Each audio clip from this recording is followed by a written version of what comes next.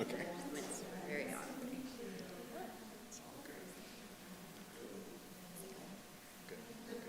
We got a match tonight. Look at that. Gold and Mm. different colors. Yeah, it's what it goes with your jacket. You can borrow it any time, except not tonight. I love it. It's actually Thank you. Thank you. This was that for an installation. an installation of my New Jersey concert congregation. Yeah, made by a woman who Faith and I have run into many times in Victoria conventions. She always has a booth selling different, tallases and necklaces. What's the name of her place? She's closed now. Her place was called Precious Heirlooms. Oh, yeah. Right? Forget her name, but yeah, sweet woman, talented. Going to the basement, just like bolts and cloth everywhere. It looked like a hoarder. How she got stuff together. She did.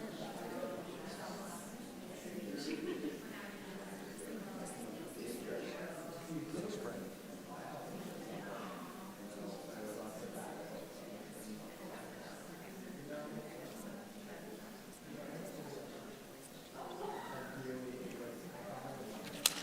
And then I will open my eyes. I'm not going to worry about the echo, okay?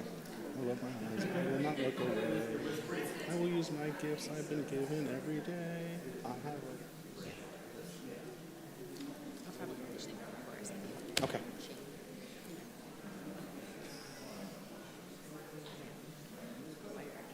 You have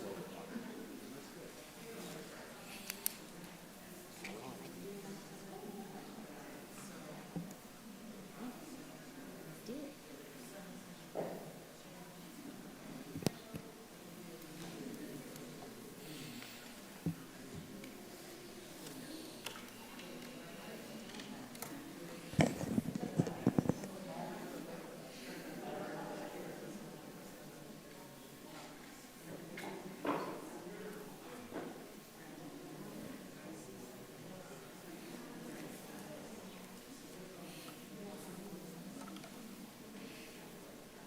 You have 6?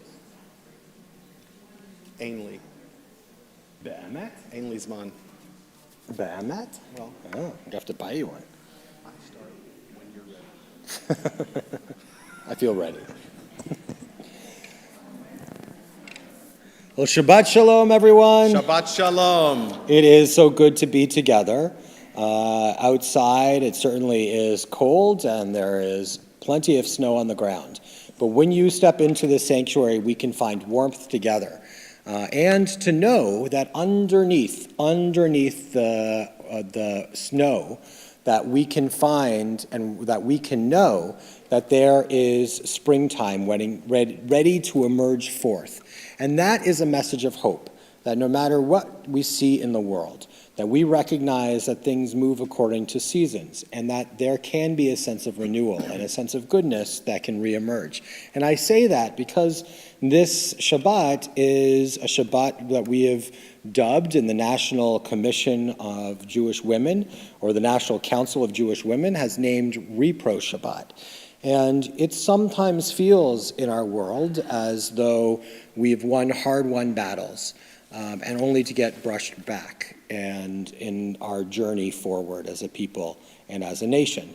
In fact, when I think about the figure known as Isaac, Isaac was a person that we were taught redug the wells of his father Abraham. You know, Abraham dug all these wells, Jacob dug all of these wells, but Isaac, it says that he redug the wells, and I used to be somewhat unsympathetic to Isaac, thinking that he didn't do much. But sometimes it feels like we're redigging the wells that we thought were dug. And sometimes that means that our generation has to do that, which is why this Shabbat is so important. After all, we learn in our tradition, as Rabbi Tarfon said, the day is short, the work is plentiful, the laborers are indolent, and the reward is great, and the master of the house is insistent. It is not your duty to finish the work, but neither are you at liberty to desist from it.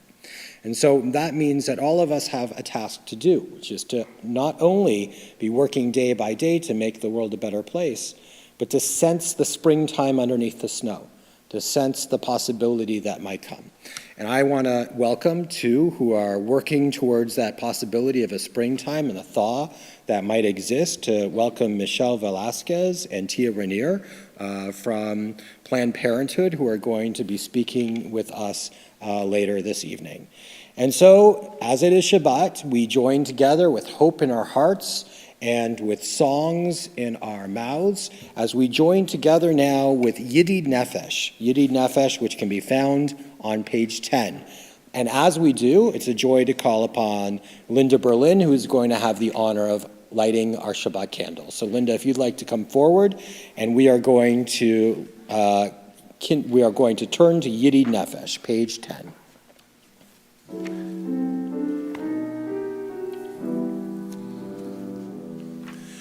Yedid nefesh av harachaman, Yedid nefesh av harachaman, Mishoch avdecha,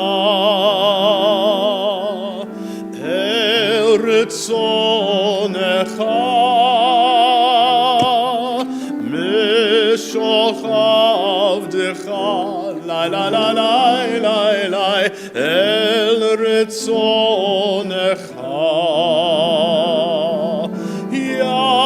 yarutz avdecha kemo ayal yishtachav la la la la la la la la el mul hadarecha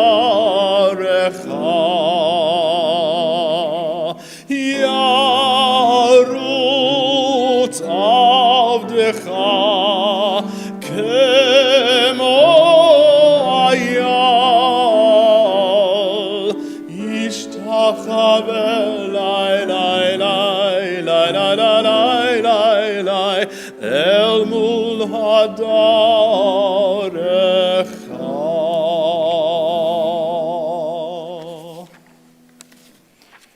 We turn now back to page 3, and it's appropriate that Linda is going to be lighting our Shabbat candles. Linda is one of our great women leaders here at Congregation Shalom, and a past president, which, you know, for past presidents is two of the happiest words, past and president. Thank you, Rabbi. As these Shabbat candles give light to all who behold them, so may we, by our lives, give light to all who behold us. As their brightness reminds us of the generations of Israel who have kindled light, so may we, in our own day, be among those who kindle light.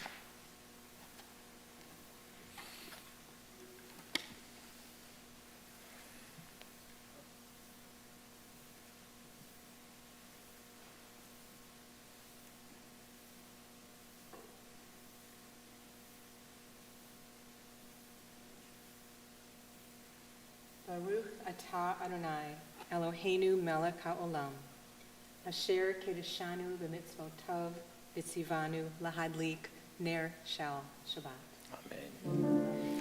Baruch atah Adonai, Eloheinu melech haolam, asher kiddushanu b'mitzvotav v'tzivanu lehadlik ner shel Shabbat.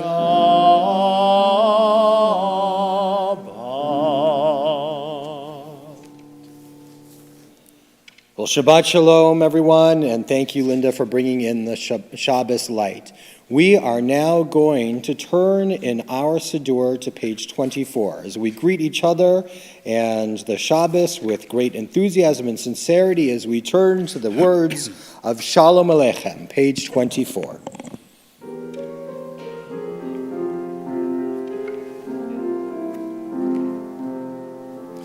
Shalom Aleichem, Malachei Haaret, Malachei Elyon, Mi Melech Malchei HaMelachim, HaKadosh Baruch Hu. Boachem leShalom, Malachei HaShalom, Malachei Elyon. Mi melech malchei hamelachim, HaKadosh Baruch Hu. Baruch Hu ni leShalom, Malachei HaShalom, Malachei Elyon. Mi melech malchei hamelachim, HaKadosh Baruch Hu. Tzedchem leShalom, Malachei HaShalom, Malachei Elyon. Mi melech malchei hamelachim, HaKadosh Baruch Hu.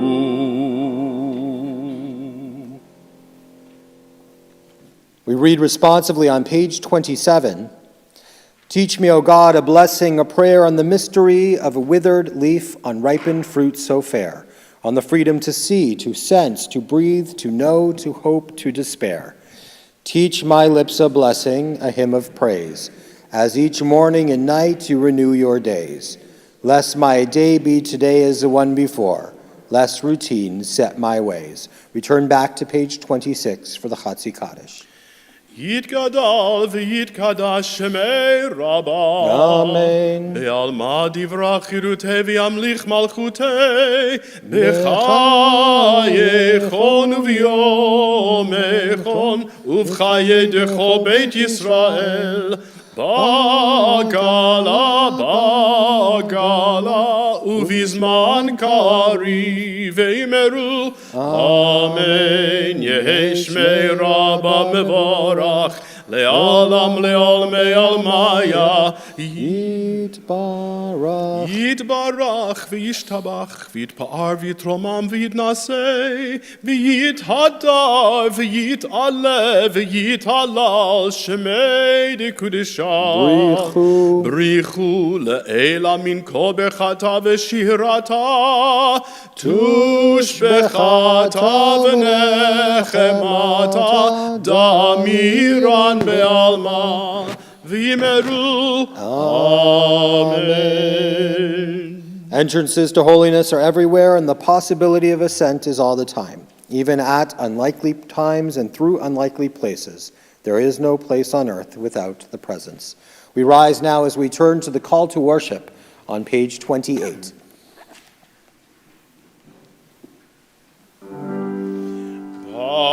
ברכו את אדוני המבורך. ברוך אדוני המבורך לעולם ועד.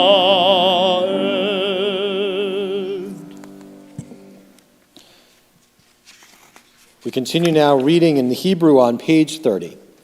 Baruch atah Adonai, Eloheinu melech haolam, asher bidvaro ma'ariv aravim, b'chochma poteach she'arim, uvitfuna mishane itim, umachalif et hazmanim, sader et hakochavim b'mishmerotehem berakia kirtzono.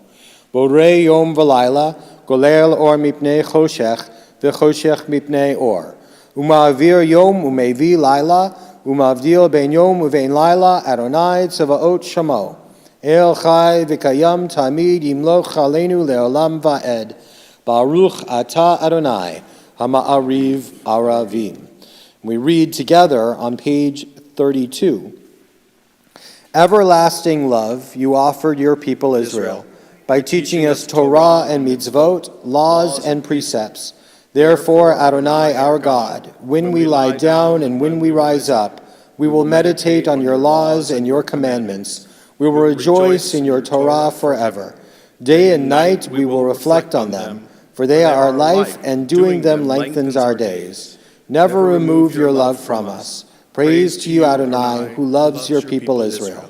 Baruch atah Adonai, Ohev Amo Yisrael. We join together now in the watchword of our faith, the Shema, on page 34.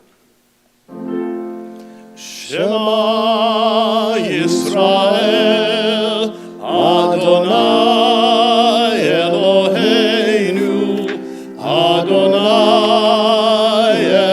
Echad. Baruch Shem Kevod Malchuto Leolam Vaed.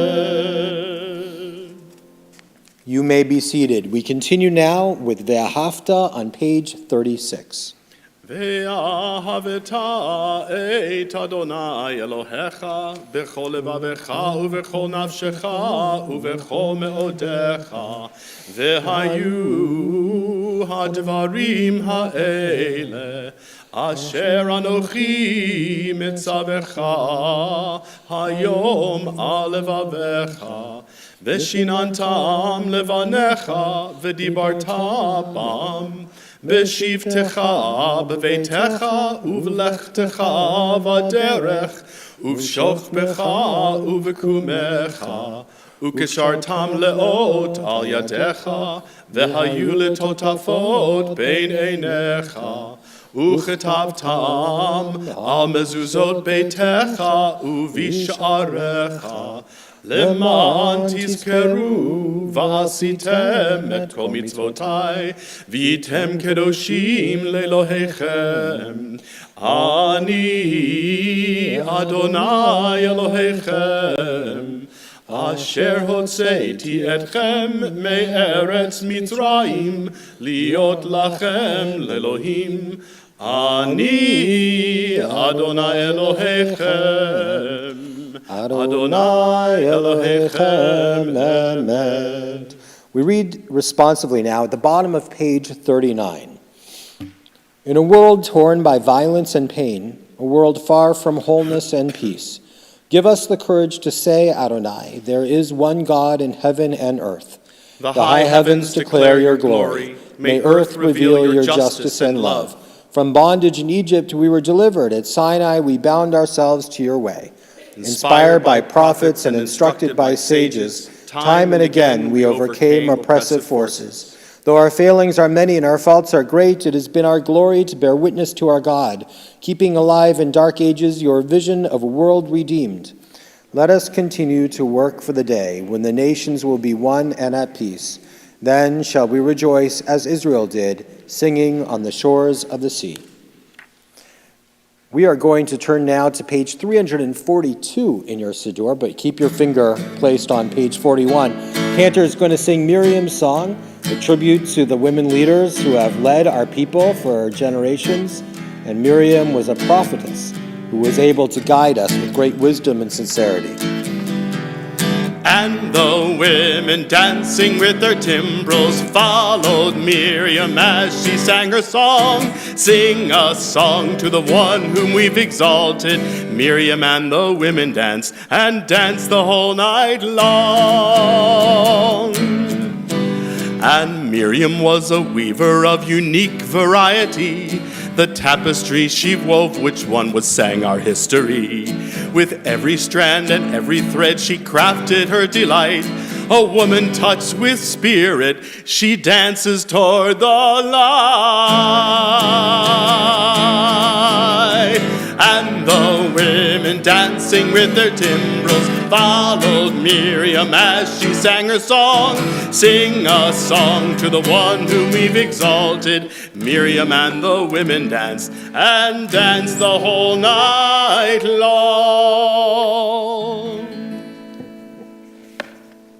We turn in our Siddur back to page 43 for Hashkivenu. This is a prayer that we traditionally say at nighttime at times of uncertainty. For our ancestors, it was the uncertainty they faced of living in the wilderness and fear that they might not survive to the next day.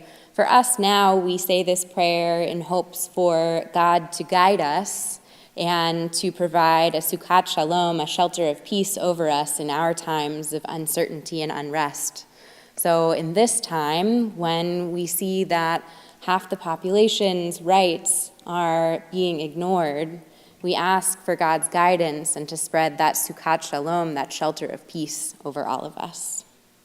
Baruch atah Adonai, haporei Sukkot Shalom aleinu ve'al kol amo Yisrael ve'al Yerushalayim.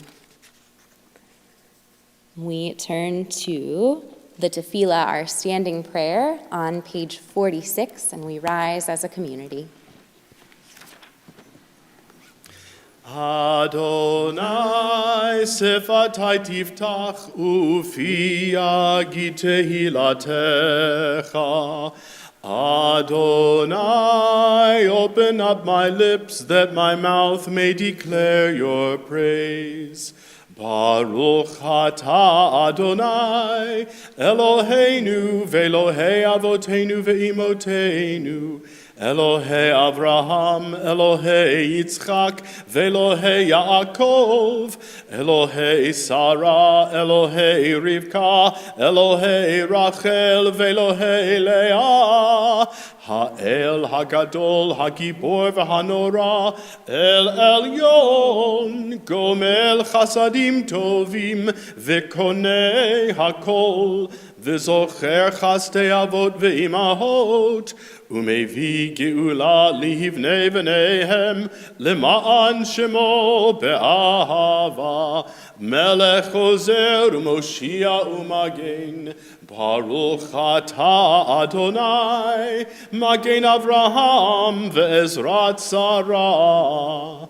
Atah gibor le'olam Adonai, Mechayei hakol atah Rav lehoshia, Mashiv haruach u'morid hagashem, Mechalkel chaim bechesed, Mechayei hakol berachamim rabim, Somech noflim verofei cholim, Umatir asurim, Umekayem emunato, Lishenei afar, Michamolcha ba'al gevurot, Umido melach, Melech memit umechaye umatzmiach Yeshua v'ne'eman atah lehochayot hakol. Baruch atah Adonai mechaye hakol. Atah kadosh v'shimcha kadosh u'kadoshim bechol yom yahalalu chasela. Baruch atah Adonai ha'el hakadosh. You may be seated. We read responsively now at the bottom of page 55. Disturb us, Adonai, ruffle us from our complacency, make us dissatisfied with the peace of ignorance, the quietude which arises from a shunning of the horror, the defeat, the bitterness, and the poverty, physical and spiritual, of humans. Shock us, Adonai. Deny to us the false Shabbat, which gives us the delusion of satisfaction amid a world of war and hatred. Wake us, O God, and shake us from the sweet and sad poignancies rendered by half-forgotten melodies and rubric prayers of yesteryears. Make us know that the border of the sanctuary is not the border of living, and the walls of your temples are not shelters from the winds of truth, justice, and reality. Disturb us, O God, and vex us. Let not your Shabbat be a day of torpor and slumber. Let it be a time to be stirred and spurred to action. Baruch atah Adonai, Mekadesh HaShabbat. The top of page 57. Ritzei Adonai Eloheinu be'amecha Yisrael, utefilatam be'avad tekabel, utehil ratzon tamid avodat Yisrael amecha. Baruch atah Adonai, shotecha levadecha b'yira na'avod.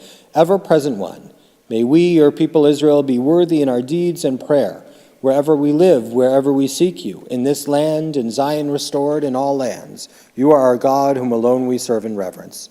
Baruch atah Adonai, shotecha levadecha b'yira na'avod. We turn now to a prayer, the Hoda'ah prayer, that reminds us to be grateful for all the gifts that come our way. Evenings such as this, we might feel grateful for the gift of being able to join together as a community. We might feel grateful for the gifts of the snowfall that has fallen yesterday. Some of us are grateful for that gift. Certainly the kids tobogganing today were. And we may also feel grateful to have a voice that we can lift up in times of difficulty and times of challenge, to be able to express ourselves and to seek what our hearts desire, which is justice and righteousness. So let us read these words together at the bottom of page 59. When we behold your heavens, the work of your fingers, the moon and stars that you set in place, what are we humans that you are mindful of us? We mortals that you take note of us. You made us little less than divine, adorned us with glory and majesty. You gave us dominion over your handiworks, laying the world at our feet. How majestic is your name throughout the earth. Baruch atah Adonai, hatov shimcha ucha na'eh lehodot. We continue now for the prayer for peace on page 60.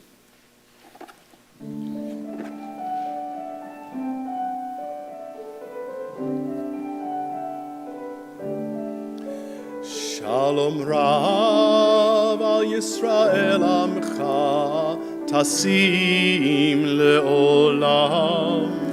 Shalom Rav al Yisrael Amcha Tasim Leolam.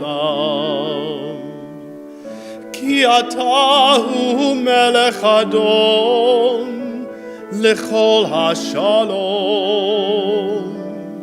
Ki atahu melech adon lechol hashalom. Shalom Rav al Yisrael amcha tasim leolam. Shalom Rav al Yisrael amcha tasim leolam. V'tov be'einecha levarech et amcha Yisrael b'chol eit u'v'chol sha'a b'shlomecha.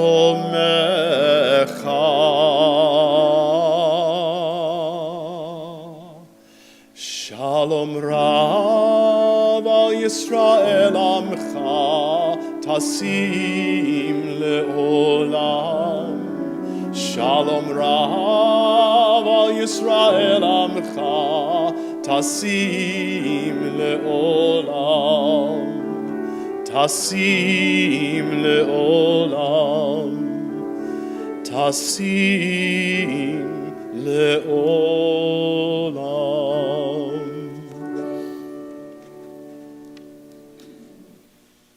appropriate that we turn from a prayer for peace to a prayer for healing. As when we look out at the world, how can we not see the brokenness that exists?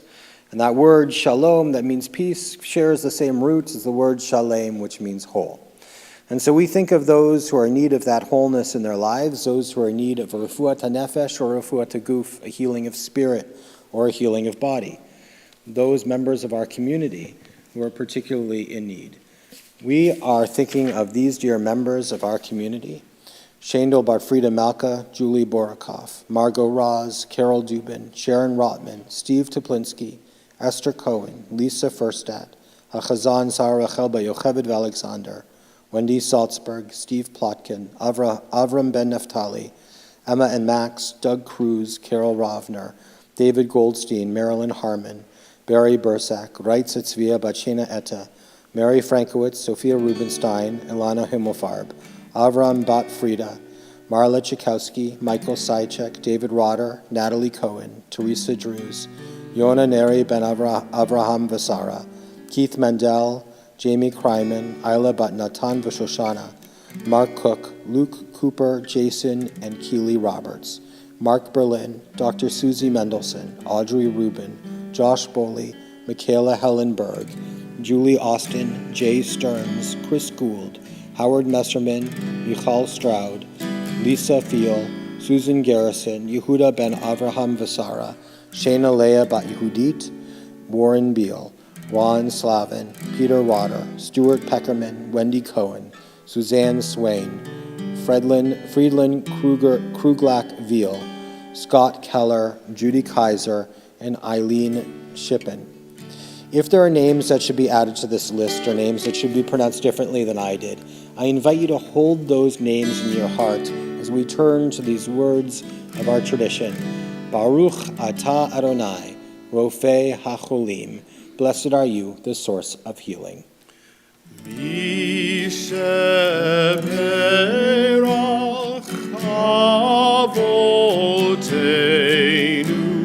Mikor habracha le'imoteinu. May the source of strength, who bless the ones before us, help us find the courage to make our lives a blessing, and let us say, Amen. Mi sheberach imoteinu mikor habracha la'avoteinu. Bless those in need of healing with refuah shlema, the renewal of body, the renewal of spirit, and let us say,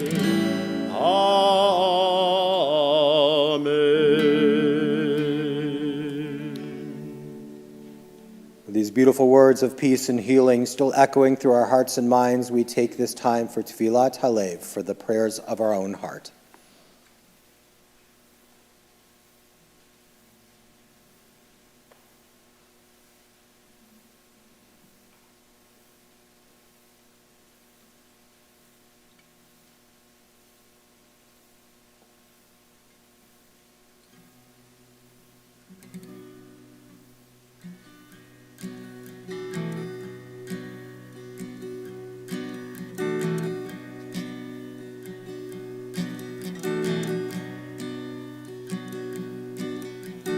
Ose shalom bimromav, hu ya'aseh shalom aleinu,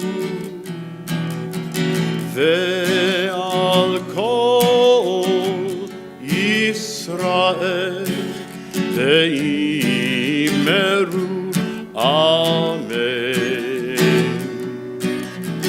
Ose shalom bimromav, hu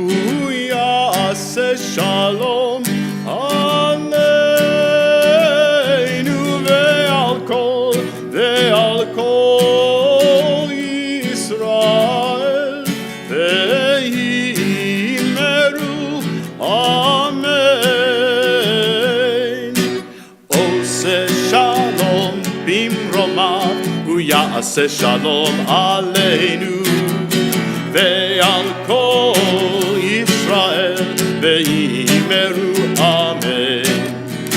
עושה שלום במרומיו הוא יעשה שלום עלינו ועל כל ישראל ואמרו אמן. עושה שלום במרומיו הוא יעשה שלום עלינו ועל כל ישראל ואמרו amen. Well, Shabbat Shalom, everyone. We're going to be conducting services a little bit differently this evening. We are going to skip over the sermon part, and we are going to move towards the concluding sections of our service so that we can then enjoy hearing our speakers deliver their important words. So we are going to now turn in our Siddur to Aleinu. Aleinu can be found in your Siddur on page 282, and it's a joy to call upon Amy Shapiro and Ruth Irvings, who are the founding members of our Voices for Justice Committee. And it's right that they should be opening up our doors on this Shabbat service in which it is so important to highlight the voices of those who are seeking justice in the world. Amy and Ruth, it is always wonderful to share the bima with you. Let's rise now as we turn to the sacred words of Aleinu on page 282.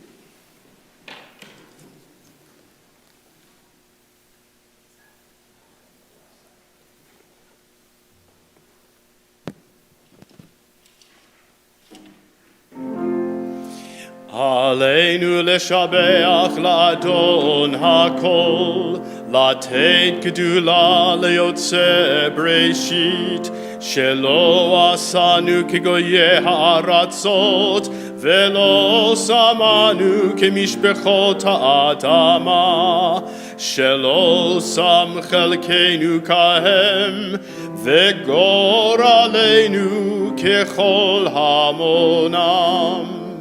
ואנחנו קוראים ומשתחווים ומודים לפני מלך מלכי המלכים הקדוש ברוך הוא.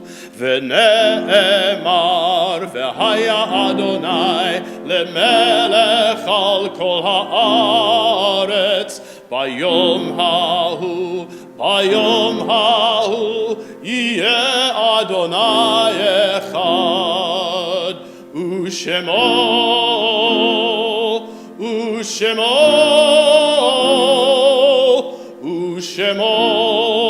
אחד.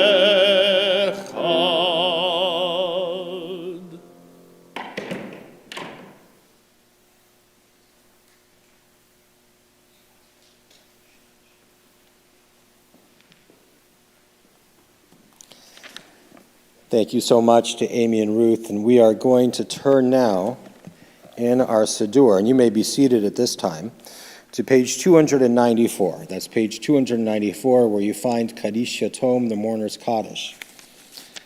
And as we do, we think of those who have passed into life eternal, who have served our community, who have served their communities, those who have served their families, who have stood in this world with dignity and goodness, and who have passed into life eternal during this period of Shiva. We think of Marion Newman, Natalie Saltiel, Martin Yanoff, Ben Steinberg. We think of those for whom we marked the period of Shloshim, the 30-day mourning period. We think of Henya Fetterman, Cecina Swernoff Fairbanks. In addition to those names, too, we mark the yahrzeit of these dear people, and though they have passed into life eternal in seasons gone by, we still feel their presence with us, even this evening. We think of Henry L. Arnold, Sandra Bard, Nancy Golden Bear, Phyllis Bensman, Joshua Berman, Brian Blacker, Elaine Boris, Sylvia Durzon, Moritz Dolgan, Samuel Ellenson, Fanny Ellison, Jeanette Fagenbaum, Margot Flamini, Harry Franklin, Fanny Geller, Robert Gerson, Melvin Gilbert, Suzanne Gilbert, Harold Glick, Alvin Leon Hurst, Yehuda Himmelreich, Lawrence Joseph, Harry Kaiser, Shirley Katz, Milton Keller, Marcia R. Kleinerman, Irvin Laddish, Sally Lambert, Stacia Lapidus, Jay Larkey, Jules Levin, Simon Lukács, Arthur Malkin, Hyman Mayer, Viola Nias, Ida Katz Offenhartz, Carla Pearson, Sophie Padashnik, Robert Pollock, Sam Price, Lillian Price, John Ross, Robert Ryak, Morris Sable, Melvin Shaywitz, Louis Schrager, Benjamin Gino Siegel, Lee Singer, Joseph Sweet, Minette Teach, Ray Volk, Shirley Wagner, Phyllis Weinberg, Herman Williams, Florence Wallen, Muriel Yale, Morris Yano, Howard Young. If there are names that should be added to this list or names that should be pronounced differently than I did, I'd like to invite you to call those names out loud as I look in your direction.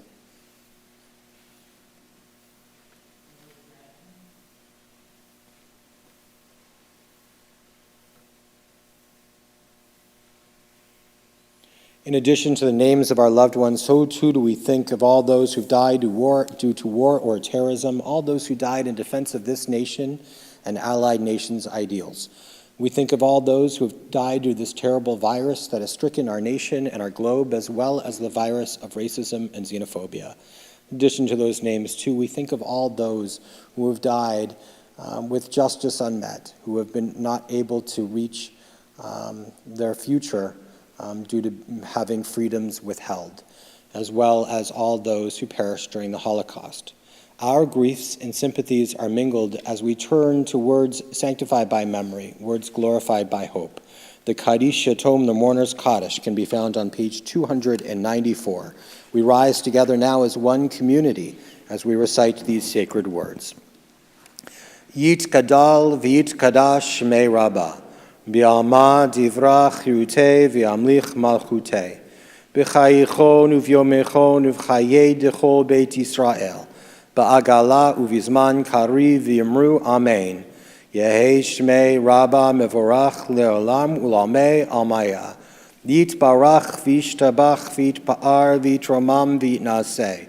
V'yitadar v'yitalev v'yitalal Shmei d'kudisha b'richu. La'ela min kol birchata v'shirata. Tush bechata v'nechamata. Da'amiran bi'alma v'yamru Amen. Yehi Shlama Rabba min Shemaya. V'chayim aleinu ve'al kol Yisrael v'yamru Amen. Oseh shalom b'imromav. Hu yaseh shalom. Aleinu ve'al kol Yisrael v'yamru Amen. May the source of peace send peace to all who mourn and comfort to all who are bereaved. And let us say, Amen. You may be seated. We are going to turn now to our announcements, and it's a joy to call upon Linda Berlin, Congregational Past President, who has the honor of making these announcements on behalf of our congregation. It's a joy to always share the beam with you, Linda, and Shabbat Shalom. Thank you. It's always a pleasure to share it with you, Rabbi. Shabbat Shalom to all of you in front of me and those in front of your screens who are sharing from home. Our gathering of spiritual community brings wonderful warmth to these cold days. Please continue that community and warmth with us after services tonight for refreshments in Clearfield Hall. Here are more opportunities to engage with your Shalom community. Remember, family movie night tomorrow begins at 5 p.m. if you have already registered. There will be another movie night on March 11th. There is no Sunday school this Sunday, the 19th. Join us next Saturday, the 25th, at 7 p.m. for a board game night for adults. Some games will be provided, or you may bring your favorite game to play with Shalom friends. I'm told there will also be an opportunity for some axe-throwing competition. Snacks will be provided. Please RSVP. Sunday, February 26th, the 4th through 6th graders will be ice skating at Red Arrow Park.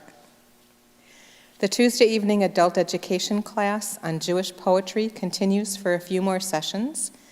Rabbi Pozlowski guides attendees in leading prayers that have inspired creative poetry and the artists that have composed these pieces.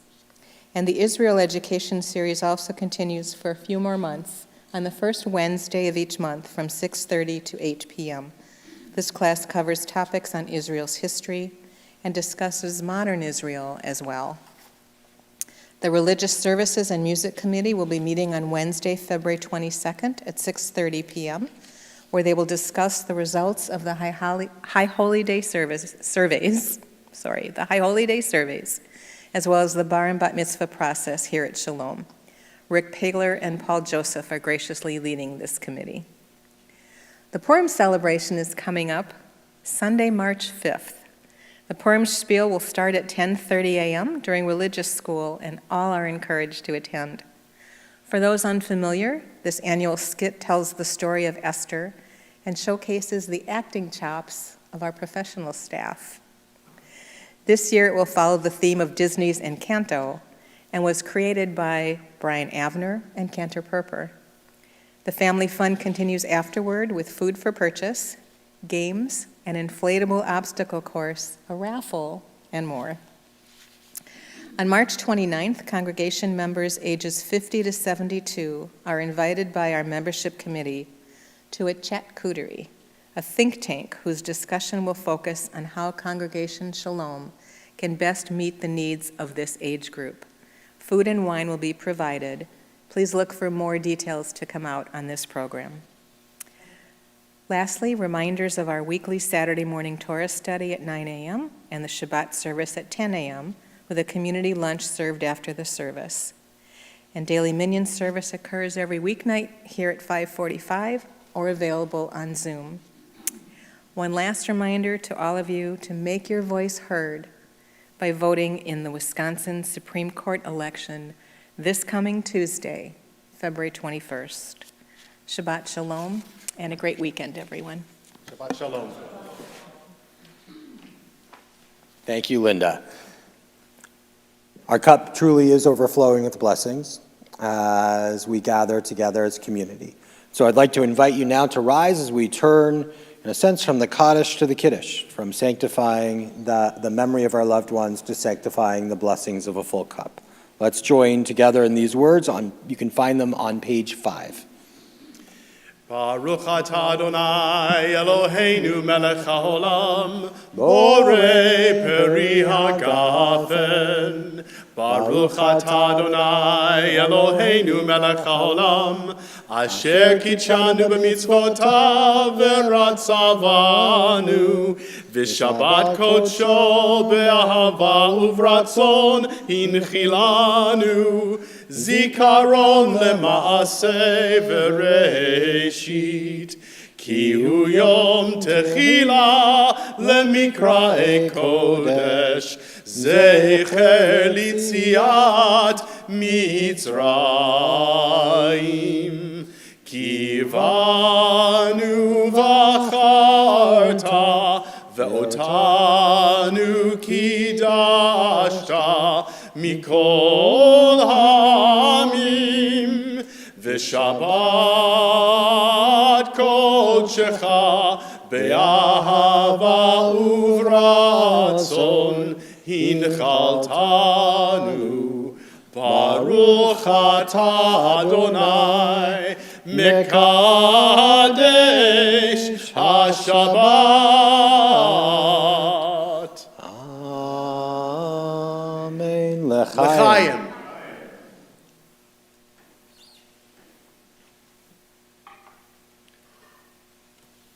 We are now going to turn to our closing hymn for the Shabbat before we turn to our words of Torah. And Cantor, what's our closing hymn for Shabbat? It's an abbreviation of a longer song called I Have a Voice, which Linda was just referring to vote, but for obvious reasons for tonight's service, how appropriate it is. I have a voice, my voice is powerful, my voice can change the world. I have a voice, my voice is powerful, my voice can change the world. I will open my eyes, I will not look away. I will use my gifts I've been given every day. I have a voice, my voice is powerful, my voice can change the world. I have a voice, my voice is powerful, my voice can change the world. Yesher Koach, Cantor, Shabbat Shalom. Thank you, Paul, for leading us so beautifully. On the piano, you may be seated. And it's a joy now to turn the service over to Rabbi Pozlowski.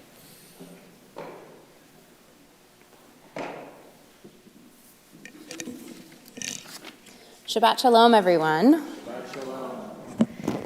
This evening is a special Shabbat. It is Repro Shabbat, established by the National Council of Jewish Women in 2022, shortly before the Dobbs ruling, which overturned the ruling in Roe v. Wade. During this Shabbat, we add our voices to those fighting for reproductive justice, and we amplify their voices. Tonight, I want to talk with you about Purim. It may seem a little confusing that I want to talk about Purim when it isn't even the month of Adar. We celebrate Purim so much that we dress up in costumes, we dance, and we are so excited, and we boo the villain, and we're supposed to be so overjoyed that we can't recognize the people in front of us. So how then does Purim connect to reproductive rights? The Purim story contains its troubling aspects as well.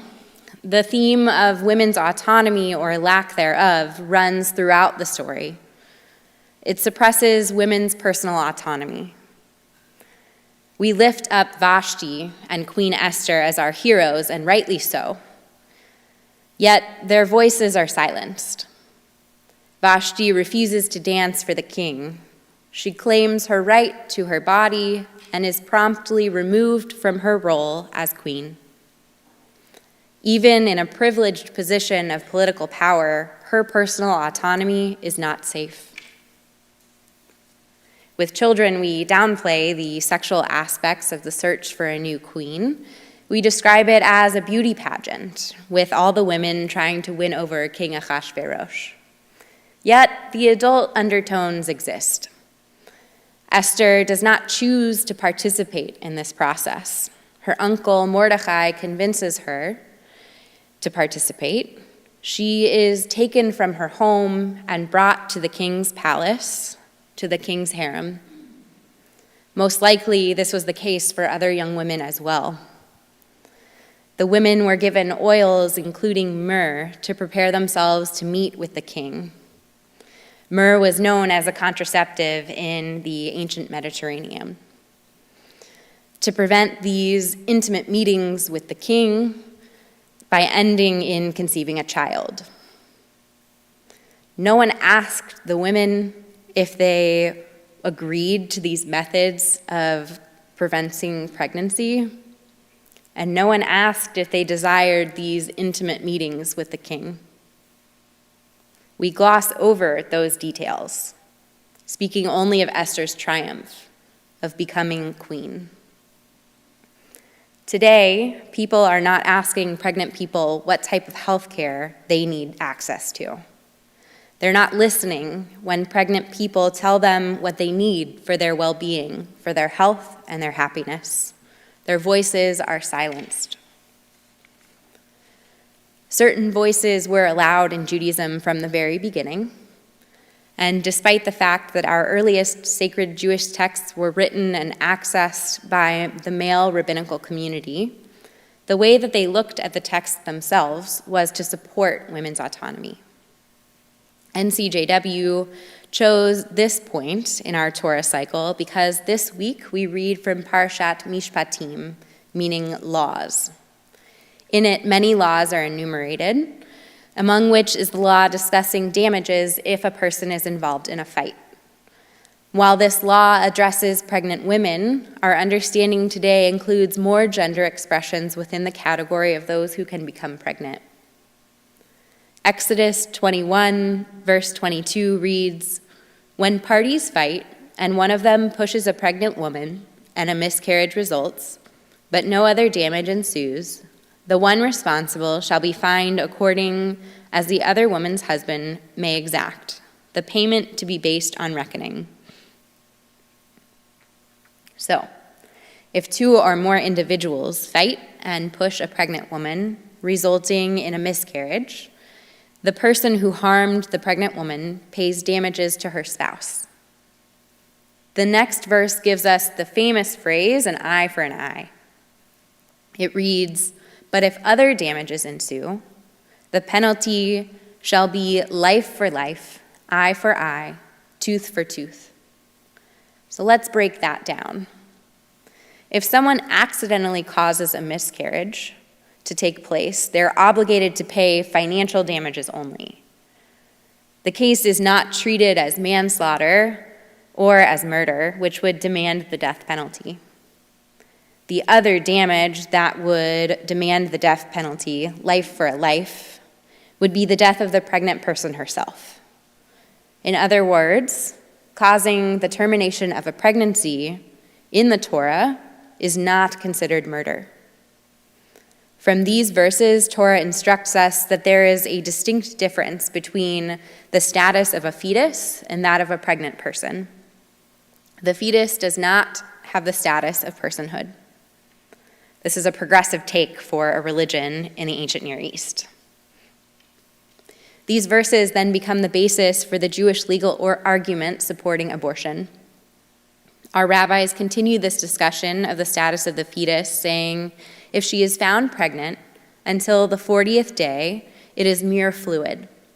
So fetus as fluid or water has no status, no legal significance. The Talmud asserts that life does not begin at conception. To elaborate on this conversation of pregnancy and status, Rabbi Yehuda Hanassi asserts that a fetus is considered as its mother's thigh, so a part of the mother. It cannot be its own life, its own person, without the mother. It's part of her body. And all of these arguments inform how we look at the next piece of text. Jewish tradition teaches us of the value of pikuach nefesh, that of saving a life. In a situation in which the pregnant person's life is in danger, their life is the one that we save. According to Jewish tradition, if a person in labor is in mortal danger, the doctors have an obligation to the pregnant person up to the point that the child crowns. Genesis describes God creating the human from the dust of the earth, blowing into its nostrils nishmat chayim, the breath of life. What a powerful image. God's presence hovering over the first human, imbuing it with the breath and spirit of life. We recreate that miracle with every life born when a child takes its first breath. That moment transforms the child, giving them the status of personhood. Before that moment arrives, if a pregnant person's health is in jeopardy, the fetus is considered a rodef, or a pursuer, in that it is attempting to kill the pregnant person. In that instance, we understand pikuach nefesh, our value of saving a life, to mean saving the pregnant person's life in the name of self-defense.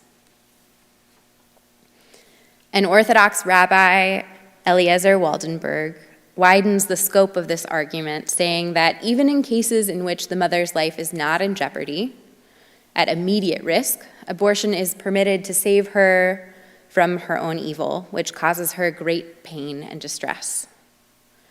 He includes emotional pain in his definition.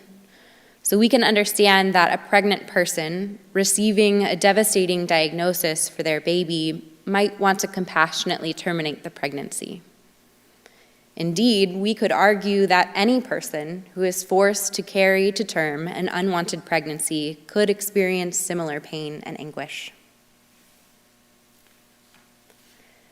Picture yourself in Madison, standing on State Street, surrounded by thousands of people marching toward the Capitol building.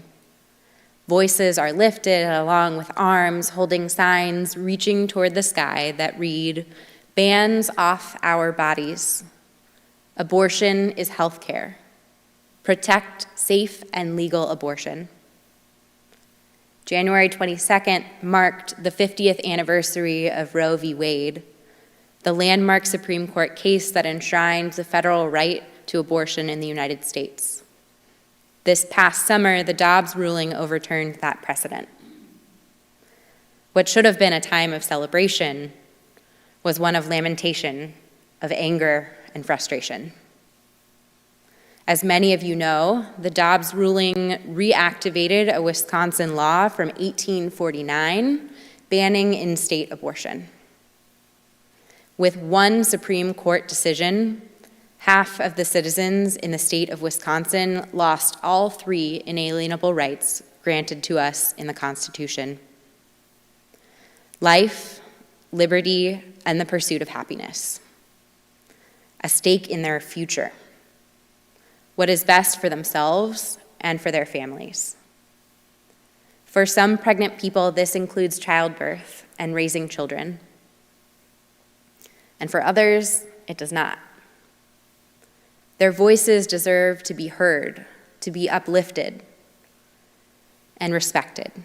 They deserve the medical care that they seek. Let us see them and reframe this story of Vashti and of Esther and give them the voice to speak their truths and maintain their dignity. Kein yehi ratzon, may it be God's will.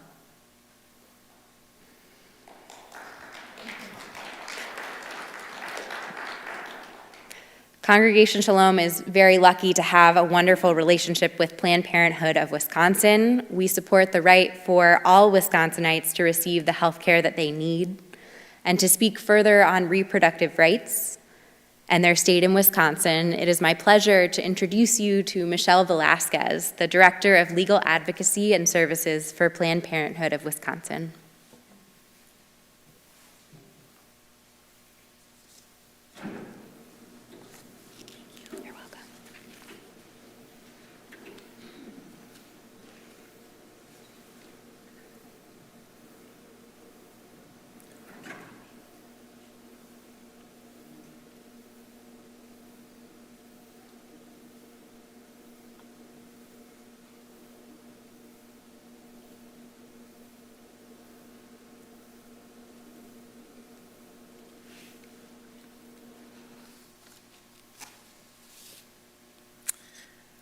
Hello, thank you so much for being here and for having me this evening.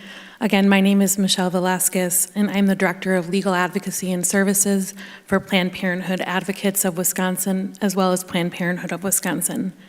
So tonight I want to talk to you a little bit about the work of both of those organizations. The first thing I'd like to talk about a little bit are the services that Planned Parenthood of Wisconsin continues to provide about 60,000 people every single year, despite all of the challenges we face given the Supreme Court decision in Dobbs, as well as the attacks that have been continuing on access to not only abortion, but other reproductive health care. So every single year, Planned Parenthood of Wisconsin provides about 60,000 people in this state at one of its 22 health centers with a variety of reproductive and sexual health care. Most of the patients that Planned Parenthood of Wisconsin serves live at or below the federal poverty level. Oftentimes, Planned Parenthood is the only healthcare provider that these individuals are seeing. We serve people of all genders and ages to provide birth control, well-person exams, STI testing and treatment, HIV testing and screening, as well as cancer prevention and screenings. And in the last few years, PPWI has added prenatal care coordination to provide direct referrals for individuals who do intend to keep their pregnancy and become a parent. We provide postpartum care, miscarriage management, gender-affirming hormone treatment and therapies were started during 2020, during COVID-19 shutdown. We provide telehealth visits, at-home STD testing, and we've expanded something called QUIC, which is the quarterly contraception kit. This is all really rooted in the idea of accessibility. People face all sorts of barriers and obstacles to obtaining the health care that they need. Sometimes it's transportation, childcare, the ability to take off from work, distance between their home and a health center. So the quarterly contraception kits are a way for people to receive their preferred method of contraception directly in the mail. We also have an app that's called PP Direct, where people are able to get both birth control and other medications prescribed directly to the pharmacy of their choice. And in the last year, this is really important since abortion services have had to be paused in the state of Wisconsin. Planned Parenthood added both pre- and post-abortion care. Those appointments are provided free of charge to all patients without regard to their financial circumstances. And those appointments are so vital because as people are forced out of the state for this much-needed health service that is extremely time-sensitive, they are able to have all of their health history taken, determine whether there are any health issues that would prevent them from receiving a specific type of abortion service, and to confirm the gestational age so that they are directed to the right provider who can provide whether it's a medication abortion or procedural based on their specific needs. And those appointments were really provided because of the lessons that had been learned by Planned Parenthoods around and other abortion providers around the country in the wake of Texas SB 8. Texas SB 8 is a law that was enacted and went into effect well ahead of the Dobbs decision. It went into effect on September 1st of 2021. And it is a 6-week ban in the state of Texas that essentially shut down all abortion services there. And the neighboring states who were absorbing the patients from Texas were turning about 20% of all patients away. These are patients who used all of the resources that they had and often drove many, many hours. As you know, the state of Texas is huge. And so driving from maybe the middle of Texas all the way to New Mexico or Kansas, where abortion remained safe and legal, was really quite difficult for so many patients, only to be turned away because the gestational age was wrong, the appointment was wrong for their needs. And so to try to avoid that additional layer of trauma, Planned Parenthood of Wisconsin implemented these pre-abortion services as well as post-abortion care so that people know that they can come to us if they have questions or any concerns following the care that they receive in our neighboring states. This is also a way to give back some of that autonomy to folks who have had that stripped from them in the last 6 months. In addition to those appointments, PPWI has also added 2 patient navigators. These 2 navigators are specific to abortion care. And they are really kind of like case managers. They take phone calls and video chats and in-person meetings with patients who are looking for where they can get care, as well as who need a lot of support to figure out all the logistics that go along with going to Illinois or Minnesota or really anywhere else. The goal of PPWI and the patient navigators is to really direct people to where they feel the safest and the most supported. So they've had patients with family in New York or California. They will get sent to those places because that's where they feel the most supported. So it's not always about what's geographically most convenient. It's about, again, returning some of that autonomy to patients who are unable right now to receive health care in their own state. Also this week, Planned Parenthood launched vasectomy services, so despite all of the difficulties and challenges, the team at PPWI continues to really move forward and provide the full scope of reproductive health care for everyone. And that was really in response to the uptick in requests for that services and the extraordinary wait times at some of the other healthcare providers around the city of Milwaukee. So right now that service is only in Milwaukee. But overall, the energy, goodwill, support, and kindness that has been wrapped around the team at Planned Parenthood is what really makes all of this possible. And it also underscores that despite the political attacks on reproductive health, together we can advance and expand the care for people in Wisconsin. And it just makes one think what could be accomplished if we could use some of the resources and energy that is being spent right now and it is focused on these politically motivated attacks, and instead use that energy toward thinking of ways to expand access to care to make people in our communities healthier and stronger. So before we launch into the state of abortion access, I do want to acknowledge that sometimes there are strong emotions that people have around abortion. Statistically, nearly 1 in 4 women in the United States will have an abortion for an infinite number of reasons, and all of those reasons are valid. Whether it's a health issue for the mother, for the child, or again, that pursuit of happiness, and that person has decided for whatever reason they don't want to be a parent, those are all valid reasons, and it's a deeply personal decision for women and their families across the country. And abortion is needed health care. So regardless of how people may feel about abortion, I think that most of us believe that our family and our friends and our neighbors and communities should all have the freedom to safely access any kind of health care that they need in a time-sensitive way. And in fact, a majority of the people in Wisconsin and across the country believe that everyone should have the freedom to control their bodies, their lives, and their futures.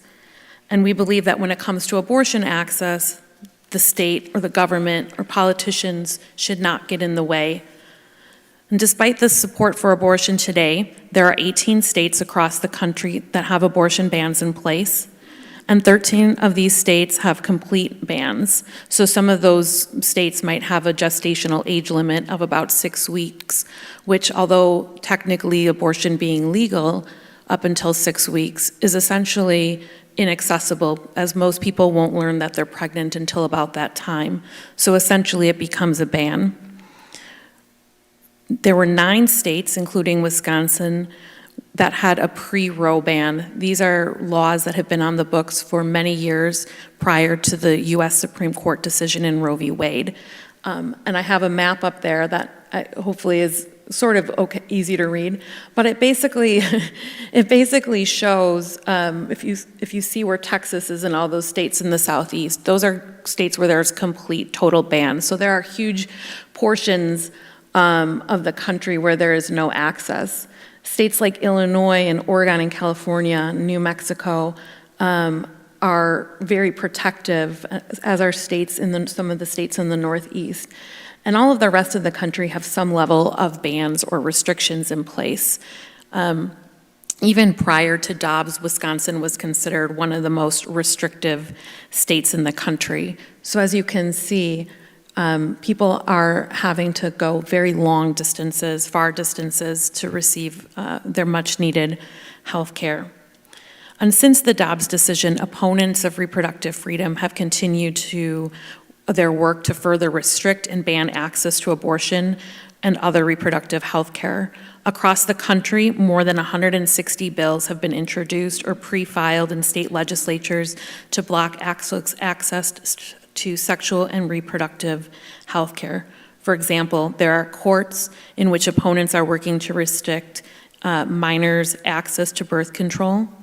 They are trying to shut Planned Parenthood down through a coordinated campaign of disinformation and access to medication abortion, which is the most common, safe, and effective abortion method used for more than 20 years by people within their first trimester. Approximately 54% of all people who obtain abortions do so through the use of medication, and in just a couple of weeks, there may be a court decision that would make one of those medications completely banned throughout the country, even in states where abortion has remained legal. The challenges are overwhelming and heartbreaking. And as a healthcare provider, Planned Parenthood is seeing the devastating impact of Wisconsin's abortion ban that is forcing women to travel sometimes hundreds of miles across state lines or remain pregnant against their will.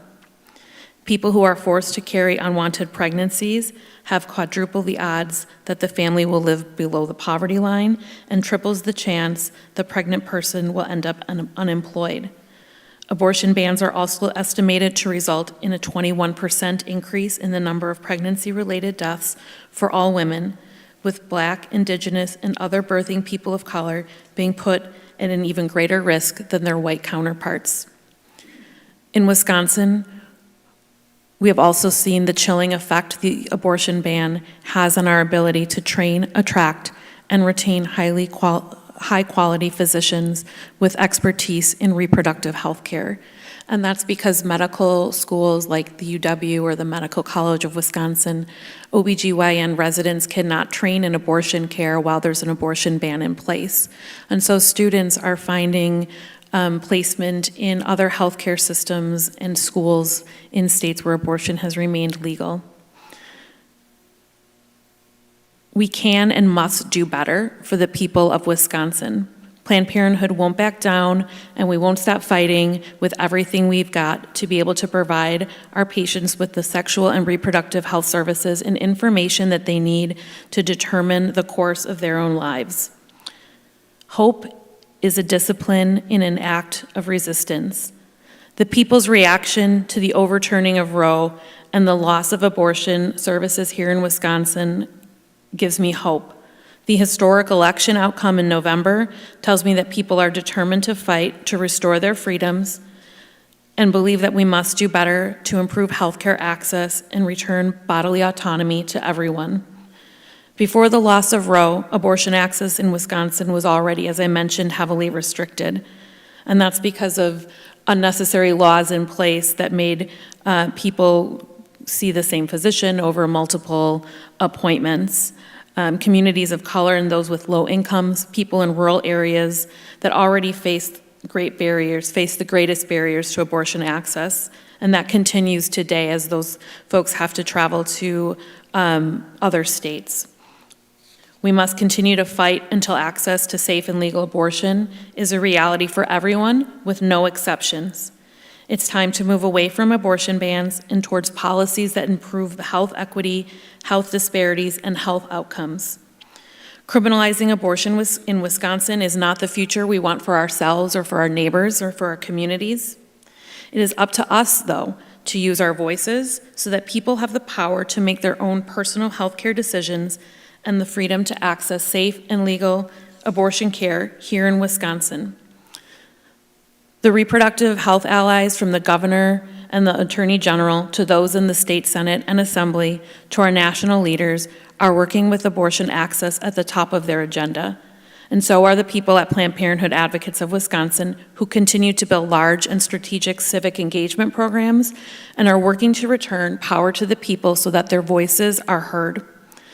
Also know that the team of people at Planned Parenthood of Wisconsin Health Centers are providing education in schools and communities, as well as our patient navigators who are working every day to ensure people have all of the information they need that is accurate and safe as to where they can get the health care that they need, and providing as well the resources they need. So patient navigators assist with funding for the health service itself, transportation, lodging, whatever that person needs so that they can have the life that they want to live. So often people will ask, well, what can I do to help? We can move beyond political attacks on reproductive health care and restore access to safe and legal abortion. We can start by becoming aware of how our elected leaders stand and think about reproductive health issues and hold them accountable. Elected leaders need to hear from us about how we feel and know that we are actively talking about these issues in our communities. You can be an informed advocate by going to Planned Parenthood Advocates of Wisconsin's website, which is ppawi.org, and you can sign up for email alerts. You can have conversations with your friends, your neighbors, your family. Those conversations are really the most critical thing that a person can do, because you can become that trusted person, a source of information, someone people feel comfortable going to talk about what can be a difficult subject. And as has already been mentioned this evening, you can get out to vote. Our votes are our voice. They are a way we signal to elected officials where our values lie and how we want the future of our state to look. Not only are our votes our voice, they're a way of advocating for our communities, our neighbors, and our friends. The race for the Wisconsin Supreme Court is being called one of the most important elections in the country. And the current lawsuit challenging the 1849 criminal abortion ban, a law that has been on the books since before women could even vote or were considered their own person, that court case is going to make its way up to the Wisconsin Supreme Court, as will other cases that may get filed relating to the abortion rights and other reproductive health care rights. While we cannot know for sure how any particular candidate will decide any case, we can learn about their judicial philosophies and their values. So the primary is February 21st, and the general election is April 4th, and I would encourage everyone here to vote, make a plan. This is tough, and it's just one point in the infinite arch for justice. But we were not born to be bystanders, and as we all know, together we must work to restore people's ability to make their own healthcare decisions. I remain optimistic, and I believe that we can take this moment not only to forge a path to return the right to bodily autonomy to all Wisconsinites, but we can take this moment that has us deeply engaged in working to return people's reproductive freedoms. This moment where we as a community of people are embodying, caring profoundly for others. We can take this as a moment of transformation to be better. We can work together to build systems of care that deliver equitable health outcomes. We can work together to build systems of government and elect leaders to take the politics out of sexual and reproductive health care altogether, and instead make it an expected public health investment. That would truly mean a healthier Wisconsin for all of us. So thank you to everyone tonight for being here and for holding this service.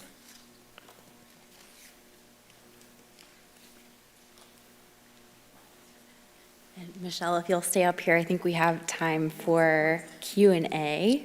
So if there's anyone who has a question, Peyton has a microphone, and I think there might be one other coming around. So if you have a question, Linda Berlin has one as well. Don't be shy. Ask me anything.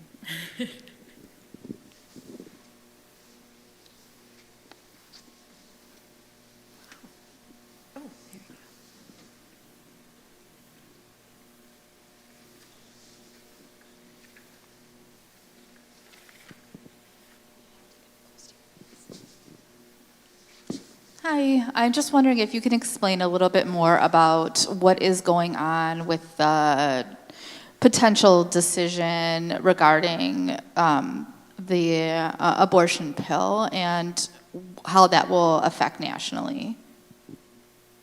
That is a great question. Just to make sure everyone heard, the question is if I could explain what is going on with the lawsuit regarding the abortion pill and how that will impact folks nationally.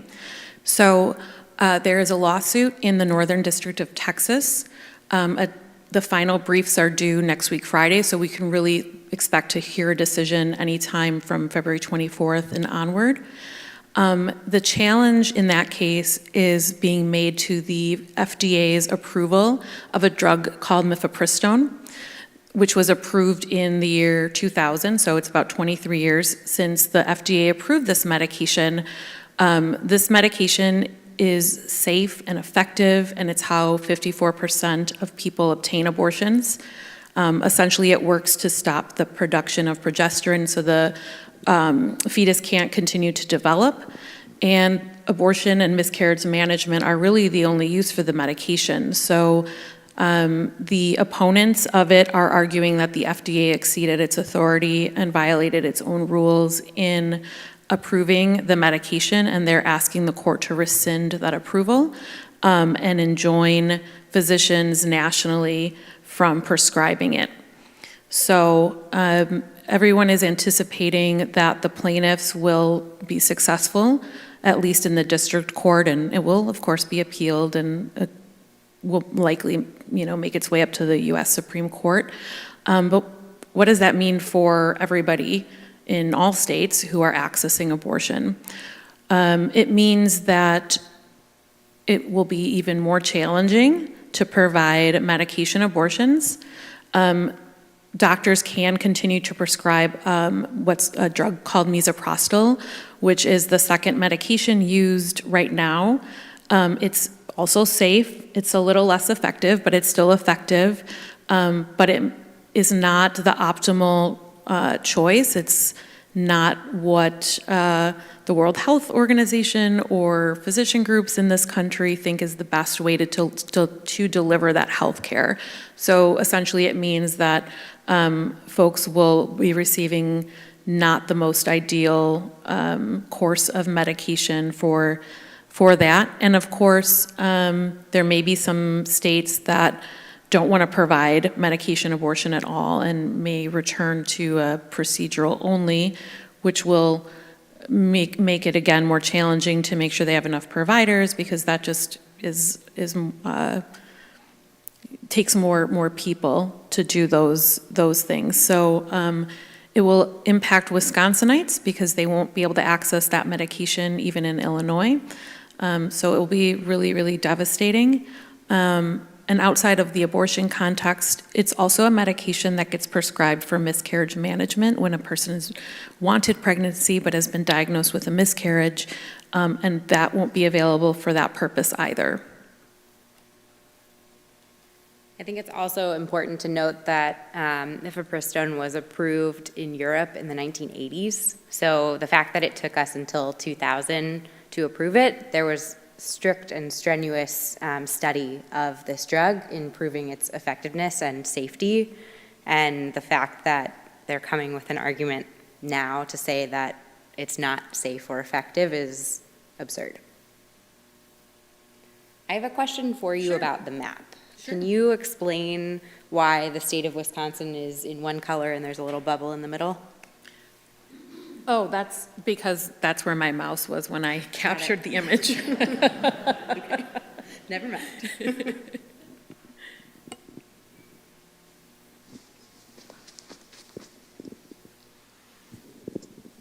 So it's probably appropriate for us to ask this question in a religious setting, but what role does religion play in the American legal atmosphere pertaining to a woman's right to choose? So that's a great question that I don't think I have the best answer to.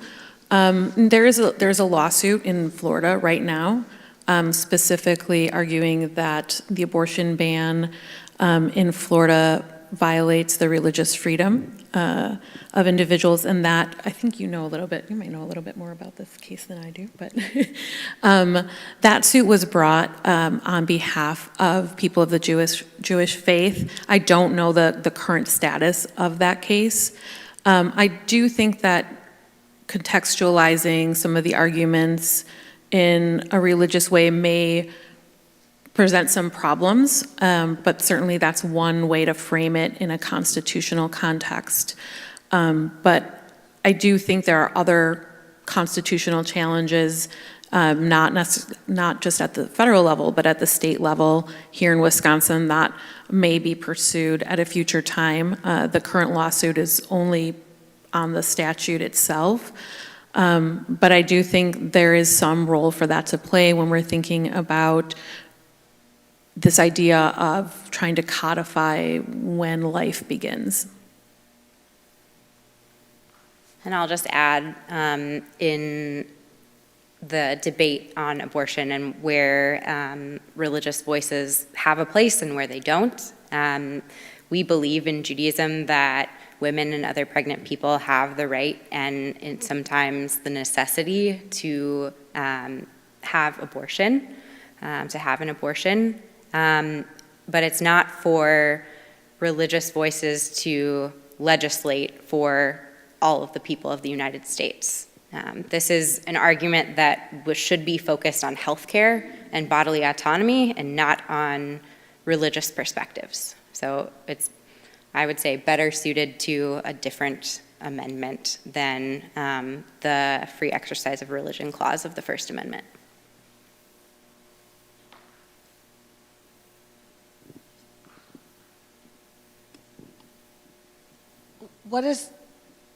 Can you hear? What is the status of the case in Wisconsin challenging the 1849 ban? So the question is, what is the status of the lawsuit here in Wisconsin challenging the 1849 ban? Attorney General Josh Call's office filed just a few days after Dobbs a lawsuit in Dane County arguing that 1849 ban is not really enforceable. And he's essentially arguing two things. One, that the 1849 law is in conflict with all of the regulatory statutes that came into effect after Roe. There are dozens of statutes that govern abortion care in Wisconsin, and they are in conflict with that 1849 law. The Attorney General is also arguing that essentially that law was implicitly repealed because it's been in disuse for so long, and even before Roe, it was very rarely enforced. That case is still in the Dane County Circuit Court. A group of 3 physicians, their complaint had to be amended. There's new defendants. The district attorneys of Milwaukee County, Dane County, and Sheboygan County are the defendants now in that case, rather than the legislature. And a group of 3 physicians from around the state also joined that lawsuit. They are now plaintiffs and have similar arguments to the Attorney General. And the most recent reply brief was just filed about a little less than a week ago now.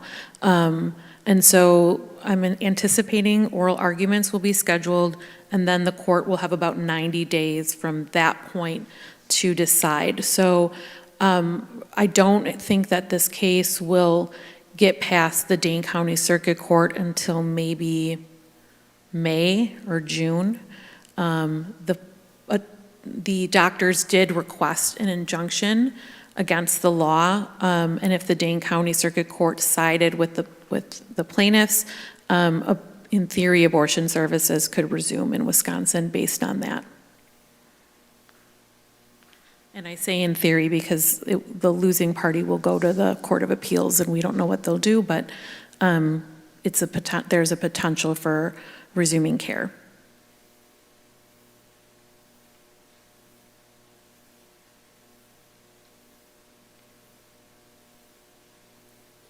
If that is all of the questions that people have this evening, I thank you so much for joining us for Repro Shabbat through NCJW, and Michelle as well as Tia Rainier will be with us for the ONEG. So if you have more questions or you'd like to discuss further, please feel free to come up to them as well as to me. I'm sure Rabbi Noah would be happy to speak on it as well. So Shabbat Shalom, and we'll see you at the ONEG shortly.